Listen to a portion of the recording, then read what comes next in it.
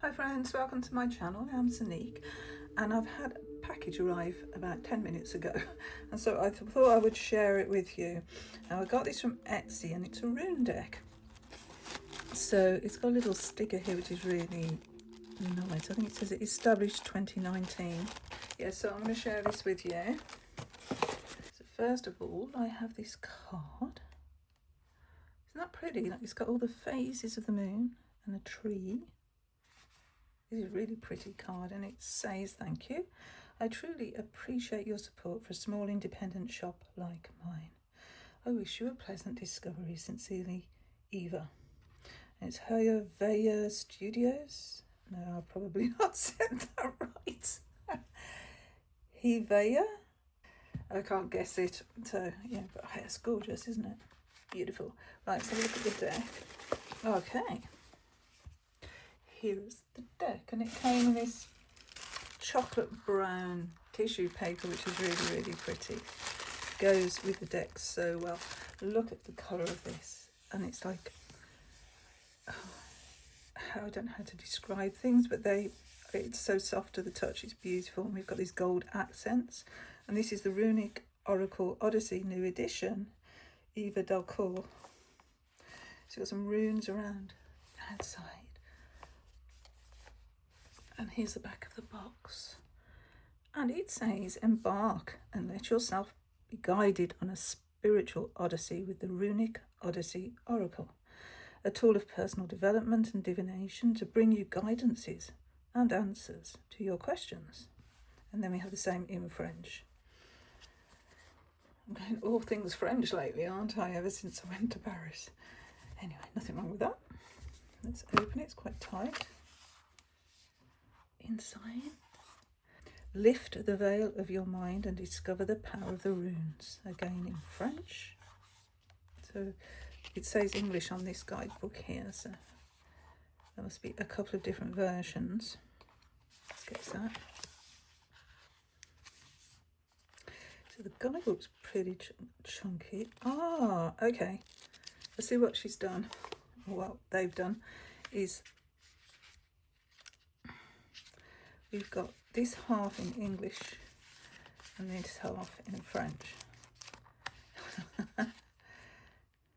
Isn't that great? Okay, so the English version goes to page 132. And then we have about the creators. Let's have a look. So we have a booklet. I had a feeling there was a larger book that went with this, but I might be wrong. So this is the second printing of a new edition, and it's 2021. So we have some spreads. Card of the day, a 3-card spread, Odin's Cross, the Head of the Goblin Mirror, a New Moon spread. And then, okay, so they're broken down into eights. So Freya's, I'm not going to say these right, am I? Heimdall, Tyr, the blank rune, and then we have lunar phases. An introduction to the runes. So, and also the eights. 3 groups of 8 symbols called Ayet or Etir. Each of these groups have a particular meaning. So there we go. So Freya's is the knowledge, Heimdall's is the power, Tyr's is the realization. Okay. The white rune of Odin, and a reference there to an older book. Origin, how to use, reversed, moonface cards, astrological correspondences. See, now I did not know there was astrological correspondences to the runes. Many correspondences can be associated with each rune. I have only included those that make sense to me, but the possibilities are endless, and according to your knowledge or your experience, I invite you to complete them. Correspondences are interesting to enrich the meaning of each card. You can include them in your rituals, in meditation, or in visualization. Now, at the moment, I am doing a 2-month deck study of Chris Ann's Light Seers Tarot as part of Lisa Pepez's study group. And in that book, there are little rune meanings, and the runes feature heavily on the cards. In fact, I'll just show you what I mean. Okay, I'm back. So this is the big book, Tarot for Lightseers, which I bought a couple of months ago, and it's fantastic. And also I've been listening to the audio version of this book, which goes into even more depth. At the back here we have a runes cheat sheet, because Chris-Anne does include runes on the cards, and she talks about those as they go through the deck. So here on the Hanged Man, there's an actual list here of all the runes that we can see on the card there. And so yeah, they do have significance to this deck. So this is sort of one of the reasons I've bought this deck here, to go alongside my study of the Lightseers, and just to go a little bit more in depth with those images. So yeah, and I saw this on Lisa's channel as well a while ago, and so I hit the buy button. Okay, let's have a little look at the cards. Ooh. This is the bottom of the box. I'm sorry, I think there's a light aircraft going over. Yep, there definitely is. It's not too loud, we'll carry on.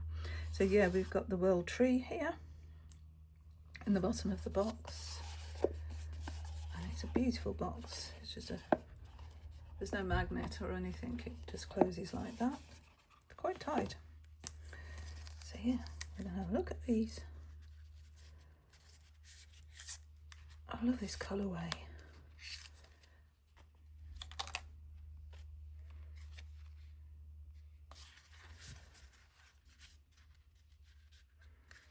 So these are the back. We've got that World Tree again in this spot gloss. It's raised. Oh, it's beautiful.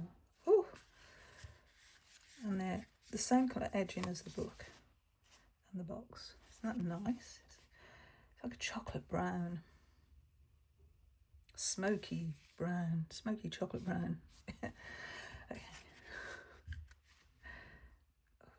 So what we've got on each card, we've got an image in the background. So this sort of reminds me of the Empress with the wheat sheaf. We've got the name of the rune here. So this is Vehu, I think that's how you pronounce it.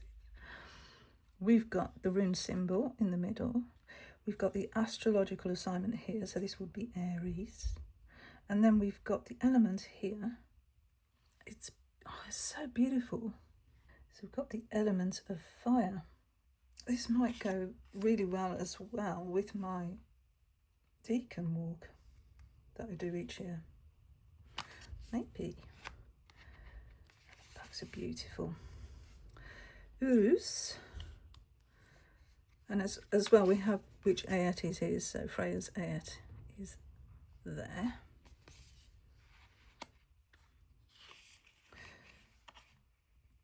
Strength and determination, and at the bottom we've got the same meaning but in French.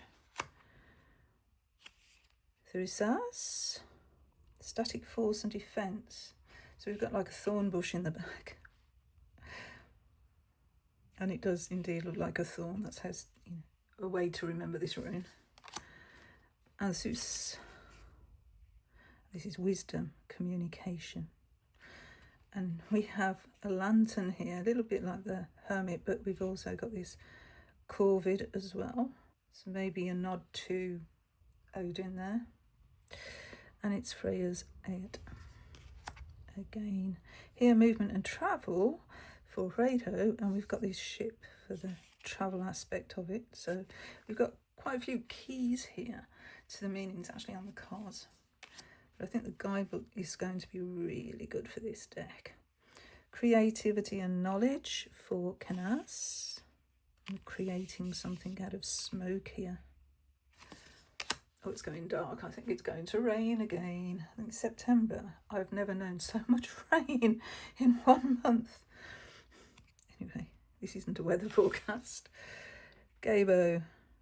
And we have generosity and balance. We've got sort of almost like a Six of Pentacles image in the background there. If we did want to like assign these to those tarot cards.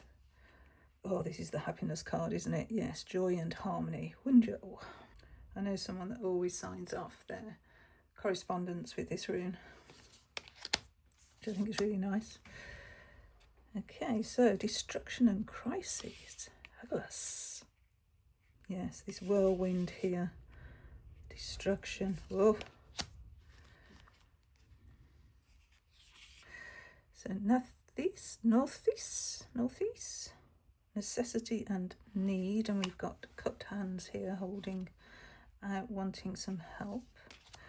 Isa, introspection, ego, this shadowy figure in the background here. They're lovely cards, nice and thick. Beautiful feel to them as well. Now we're on to Heimdall's 8, I've just noticed. Oh, that one was as well. And that one. And that one. Okay, so the last 4 cards. Oh, pay attention. I get lost in what I'm doing and then I just realise. Anyway, is that Jera or Hiera? Not sure. It's about achievement and life cycles. So we have the cycles of the tree here through the seasons. And we also have the cycles of the moon. Very apt. Awas. This is transformation and renewal. And what better motif than butterflies? Perthrow. Destiny and mystery. And look, we have these cords that connect us. The web of life, huh? Algis, and this is protection and a shield. And we actually have a shield in the background. Sawilo, sometimes called soul. And this is victory and energy. And Tiwas, courage and justice. And of course we have scales in the background and Libra as the associated astrological sign. And now we actually have gone on to Tears 8. And so we have Kano, all about fertility and growth. So we have a pregnant female there. We have Eros, trust and partnership. Oh, look at that partnership between a human and a horse. Oh. Humanity and awareness for manners. And look at this, holding the world in our hands. The goose is intuition and evolution. Yes, it's raining. I don't know if you can hear that, but it's raining pretty hard outside. Okay, Ingwas, gestation, inner growth. And we've got this seed here just about to grow.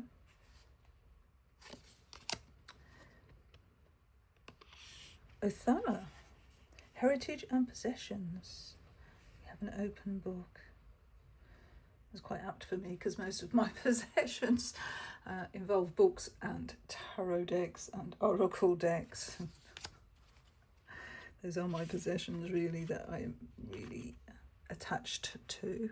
Here we have daggers as awakening and breakthrough, and somebody here in meditation. Okay, so we have the word, which is unknowable and a secret. Oh, putting the finger to the lips. So this has no associations here. We have new beginnings for a new moon. Okay, so these are the cycles, moon cycles. Set intentions for the waxing crescents. Isn't that beautiful? The first quarter is where we take action. The waxing gibbous is where we refine and improve. The celebration comes with the full moon. Then as it here is waning, we have the waning gibbous, which is introspection.